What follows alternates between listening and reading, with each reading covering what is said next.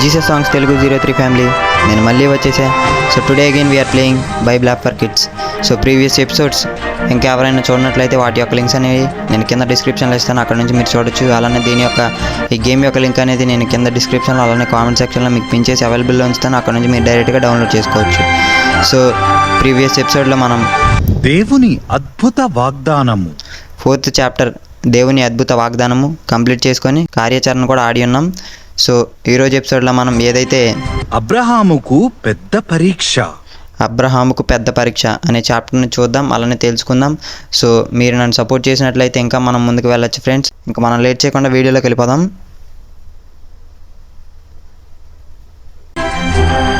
దేవుడు అబ్రహాముకు ఒక కుమారుడినిస్తానని, ఆ కుమారుని ద్వారా అనేక సంతానం కలిగి వారు ప్రపంచాన్ని ఆశీర్వదిస్తారని వాగ్దానం చేశాడు.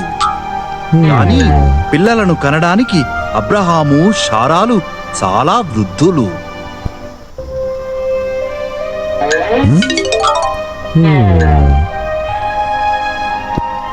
20 సంవత్సరాలు గడిచాయి. అప్పటికి అబ్రహాము దేవుని వాగ్దానముపై నమ్మకముంచాడు.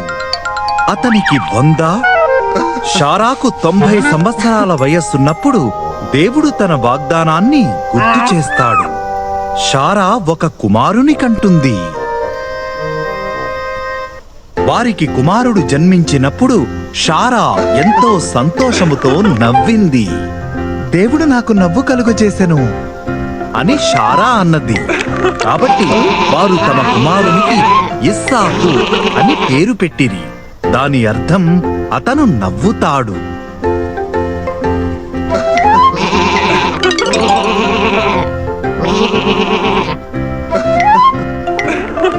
దేవుడు అబ్రహాముకు ఒక కుమారుడనిస్తానని, ఆ కుమారుని ద్వారా అనేక సంతానం కలిగి వారు ప్రపంచాన్ని ఆశీర్వదిస్తారని వాగ్దానం చేశాడు. సత్యం లేక అసత్యం? ఇస్సాకు బాలుడుగానున్నప్పుడు అతనిని మోరియా పర్వతము మీద దేవునికి బలిగా అర్పించమని చెప్పి దేవుడు అబ్రహామును పరీక్షించాడు. అబ్రహాము గందరగోళానికి లోనయ్యాడు, కానీ అప్పటికీ దేవుని యందు నమ్మకముంచాడు. ఇస్సాకు కట్టెల మోపుతో, అబ్రహాము కత్తి మరియు నిప్పుతో బయలుదేరారు. ఇద్దరూ కలిసి కొండపైకి ఎక్కారు. బలి అర్పణకు గొర్రెపిల్ల ఏది అని అడిగాడు ఇస్సాకు. దేవుడు ఇస్తాడు అన్నాడు అబ్రహాము. అబ్రహాము బలిపీఠం మీద కట్టెలను పేర్చాడు. ఇస్సాకును కట్టి కట్టెల మీద పడుకోబెట్టాడు. ఇస్సాకును చంపడానికి తన కత్తిని ఎత్తినప్పుడు ఒక దేవదూత అబ్రహామా అని పిలిచాడు. బలిగా దేనిని చంపమని దేవుడు అబ్రహాముతో చెప్పాడు. ఆ బాలుడను గాయపరచకు, నీవు తన వాగ్దానాన్ని నమ్ముతున్నావని దేవునికి తెలుసు. ఆ పొదల మధ్య చూడు, ఒక పొట్టేలు కొమ్ములతో చిక్కుకొని ఉంది, దానిని బలిగా అర్పించు అని దేవదూత కేక వేశాడు.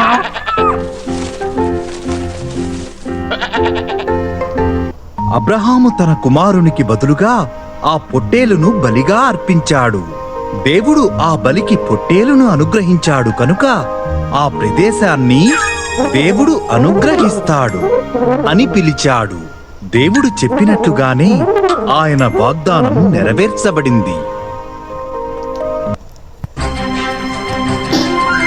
దేవుడు తన వాగ్దానముపై నిజముగా నిలబడతాడని అబ్రహాము నమ్మాడా? అవును లేక కాదు?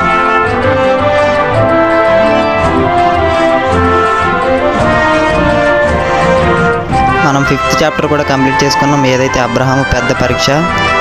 ఇందులో మనకేంటంటే అబ్రహాంకి లేక లేక ఒక కుమారుడు జన్మిస్తాడు. ఆ కుమారుని బలి ఇవ్వమని దేవుడు కోరతాడు. ఆ పరీక్షలో అబ్రహాము నెగ్గుతాడు. అంటే అబ్రహాము తన కుమారుని దేవుని కొరకు బలి ఇవ్వడానికి సిద్ధమవుతాడు. ఆఖరి క్షణంలో దేవుడు అబ్రహామును ఆపి ఆ పొట్టేలును నాకు బలి ఇవ్వు, ఆ పొదల్లో చిక్కుకున్న ఆ పొట్టేలు నాకు బలి ఇవ్వని అబ్రహాముకి ఒక దూత ద్వారా సమాచారం పంపుతాడు. దాని విధంగా అబ్రహాం ఆ పొట్టేలుని దేవుడికి బలిగా అర్పిస్తాడు. సో దేవుడు పెట్టిన పరీక్షలో అబ్రహాము పాస్ అయ్యాడు కాబట్టి అతన్ని విశ్వాసులకు తండ్రి అని పిలువబడి ఉంది. సో ఈ వీడియో కూడా మీకు డీటెయిల్గా కావాలన్నట్లయితే కింద కామెంట్ సెక్షన్లో తెలియపరచండి. అలానే మన ఛానల్ని ఇంకా ఎవరైనా సబ్స్క్రైబ్ చేసుకున్నట్లయితే వెంటనే వెళ్ళి సబ్స్క్రైబ్ చేసుకొని బెల్ ఐకాన్ ఆన్లో పెట్టుకోండి.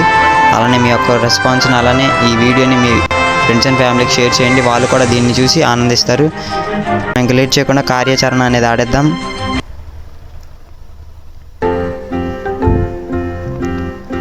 సో ఈ గేమ్ అనేది మనకు ముందే తెలుసు, మనం ఆడి ఉన్నాం. సో త్వరగా కంప్లీట్ చేసుకోవడానికి ట్రై చేద్దాం.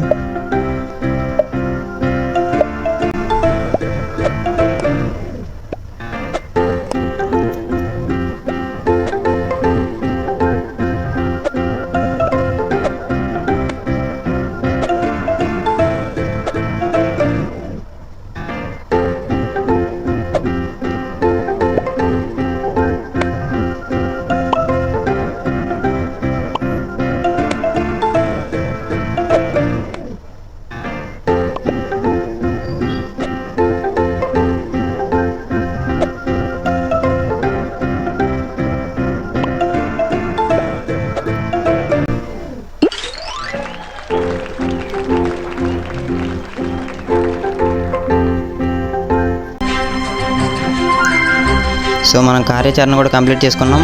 ఇంకా మనం మళ్ళీ నెక్స్ట్ వీడియోలో కలుద్దాం.